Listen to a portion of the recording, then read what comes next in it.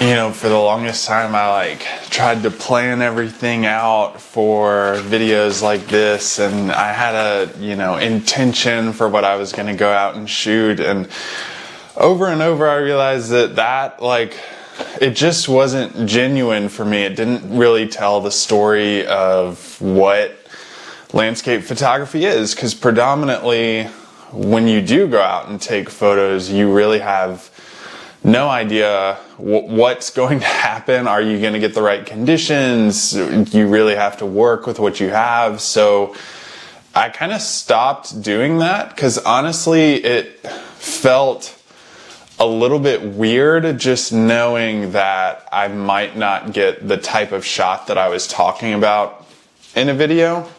Marley. Hey.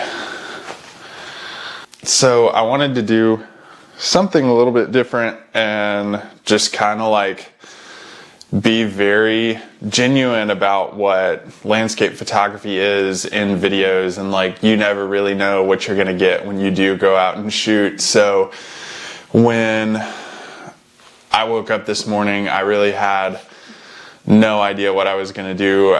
My telephoto lens is still getting repaired. They said 5 to 7 more business days for the repair, and then probably shipping will be another week. So who really knows how long that's going to take. But we're just going to go to some local areas today and try to figure it out as we go. Play with conditions that are there and really try to figure out how we can frame up some interesting things, because I know a lot of us are really stuck at home right now and can't really travel that much, don't feel safe about traveling. I feel the same way, so we're just gonna kind of find some local areas, see what happens.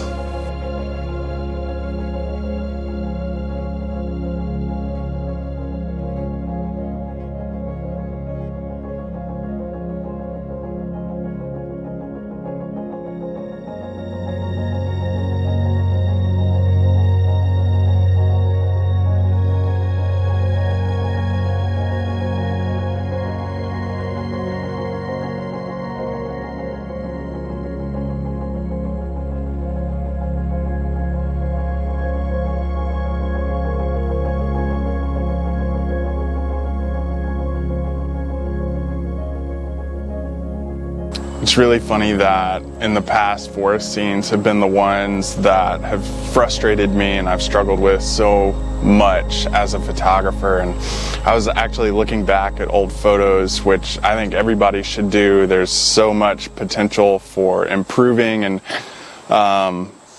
just seeing what you need to work on as a photographer. And lately, forest photography has been my go-to, especially with partly cloudy skies, because I can either wait on cloud cover to come in, or like we have today, there's enough overshadowing in the canopy, it's pretty thick right here, and I think that it would just be great to photograph a lot of these ferns. If you can see down on the floor, there are just tons of ferns that are growing that I can play with a new lens that I have, a Lens Baby Velvet macro lens. It's just really fun to kind of maneuver around the ferns and find interesting compositions there. So that's kind of what I'm going to do today. Like I said, you never really know what you're going to encounter, what type of weather you're going to photograph in. So also, since I'm not too far from home, I get to bring my favorite drink with me. This is lemon water from Aldi. And Steve Irwin, absolute legend, so had to bring him along.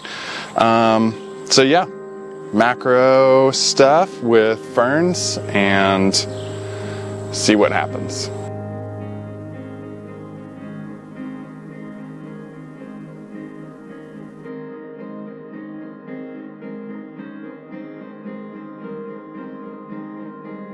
With my first set of fern images, what I wanted to do was primarily focus on really intricate details of the ferns, and all of these images were shot at 1/60th of a second, f1.8, ISO 100.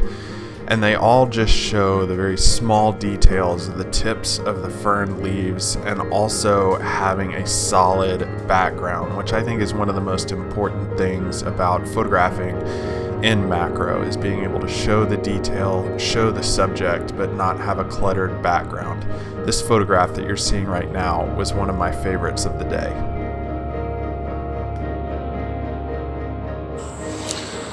Oh my gosh. The light in here is like so good. There are storms coming in this afternoon, and summer storms in Tennessee, they could pop up 2 hours before they're supposed to. They could last 10 minutes. They could last 2 hours and sit in one spot. So I don't want to get caught in the storms. I'm going to sit out here and photograph as much as I possibly can because the light is just so good in here, like so lush and green all around me.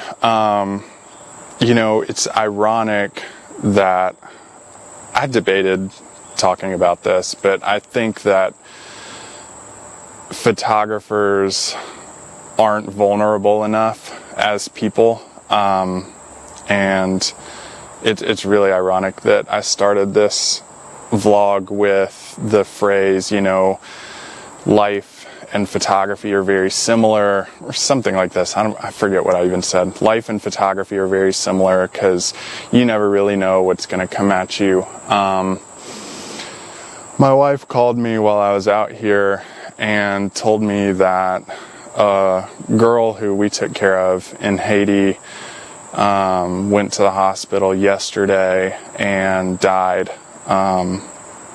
We brought her back to the States for a few months to get medical care and to just really figure out what was wrong with her. She was in a wheelchair. She had trouble breathing. They thought she had tuberculosis at one point, and we spent a week in an isolation room in the hospital. And just hearing that she died is really sad and really hard. I'm still processing everything right now. But I've really tried to force myself to be more vulnerable and outspoken about, you know, the emotional side of photography and how photographs, for me, like how I connect with things is in the outdoors, so how photographs can help me be more expressive and kind of get in touch with that side of myself. So basically what I'm just doing is trying to connect with that right now while I'm processing everything. It's big news. It's sad. So I'm just trying to compose shots to express and process what I'm feeling right now and what I'm going through. I'm sorry to put all this on you. You probably didn't need this today. But that's the reality of things right now. So yeah, I'll share a few more images, and I'm just going to take photos from here on out because that's kind of what I feel like I need to do. It's just wild. So I'll share what I get and maybe some feelings and thoughts behind those too. The second set of fern images just shows the differences in mood. The first set was vibrant green and really just had a lot of bright colors to it. The second set is a little bit more dark and moody just based on the emotion. And this photograph really personified what I was feeling. You know, you have the green lively part at the bottom, and then it quickly transitions to the brown part, and just how fast things can change.